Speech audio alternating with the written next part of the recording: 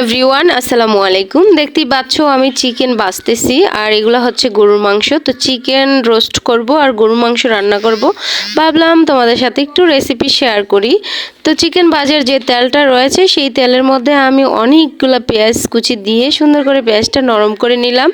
এখন পরিমাণ মতো লবণ দিয়ে দিলাম, দারচিনি, এলাচ, তেজপাতা সব কিছু একসাথে দিয়ে দিলাম। একটু সামথিং বাদাম বাটা দিয়ে দিলাম। বাদাম বাটা বেশি দিলে আমার কাছে ভালো লাগে না। আর এখন দিয়ে দিলাম আদা রসুন বাটা। আজকে সব কিছু হাত দিয়ে দিচ্ছি, কোনো কিছু দিয়ে মেপে মেপে দিব না। তো সুন্দরভাবে এটা কষালাম। আর রাঁধুনি এই মিক্সার রোস্টের প্যাকেটটা দিয়েই আজকে আমি রান্না করব। তো এই মিক্সার প্যাকেটটা আমি ঢেলে দিলাম, দিয়ে একটু কষিয়ে নিলাম। আর এই সসটা আমি কিছুদিন আগে বানিয়েছিলাম, তো সেইখান থেকে আমি হাত দিয়ে একটু সস দিয়ে দিলাম। যেহেতু আজকে আমার কাছে টক দই নাই, তাই আমি ডিপ্লোমার দুধ দিয়ে টক দই বানিয়ে ফেলবো। তো এখন কিছু দুধ আমি একটা পেলাতে নিয়ে সুন্দর করে গুলিয়ে তারপরে এটা আমি দিয়ে দিলাম এই মশলা কষানোর উপরে। তো দিয়ে একটু সুন্দর করে নাড়াচাড়া করে নিলাম, কিছুক্ষণ নাড়াচাড়া করে নিব। তো এভাবে অনেকক্ষণই আমি কষিয়ে নিব সুন্দরভাবে। আর এখন একটু লেবুর রস আমি আলাদা দিলাম। আর দেখো লেবুটা কিন্তু পড়ে গেছিলো। আমার সাথে এগুলো হয়, তোমাদের সাথে কি এরকম হয় যে কোনো কিছু করতে গেলে বারবার হাত থেকে ছিটকে পড়ে যায়? যাই হোক বন্ধুরা, লেবুর রস দিলাম। তো আমি এরকম 2টা চিলা লেবুর রস দিছি, কারণ বর্তমানে লেবুর তেমন একটা রস থাকে না। দেখো মশলাটা কত সুন্দর হয়েছে।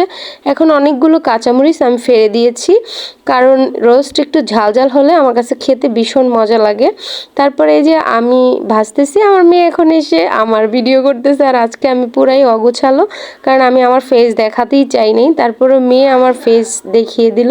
যাই হোক, তাই তোমাদের সাথে শেয়ার করলাম যে বাসায় আমি কতটা অগোছালো থাকি। তো এভাবে সুন্দর করে আমি একটু রোস্টটাও কষিয়ে নিব। আর আজকে কিন্তু গাইস আমি ব্রয়লার মুরগি দিয়ে এই চিকেন রোস্টটা করতেছি। সব সময় আমি কক মুরগি দিয়েই রোস্ট করি, আজকে ব্রয়লার মুরগি দিয়ে রোস্ট করতেছি।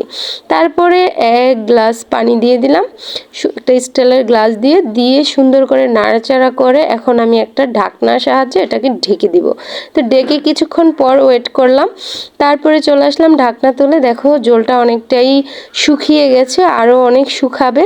তো এ পর্যায়ে আমি একটু নাড়াচাড়া করে নিলাম যাতে নিচে দিয়ে লেগে না যায়। তো এই তো আমার রোস্ট কিন্তু অলমোস্ট কমপ্লিট হয়ে গেছে। আর একটু ঝোলটা আমি কমাবো, তারপর উঠিয়ে নিব। দেখো কত সুন্দর হয়েছে, তাই না? ভিডিওটা ভালো লাগলে প্লিজ শেয়ার করে দিও। আল্লাহ হাফিজ।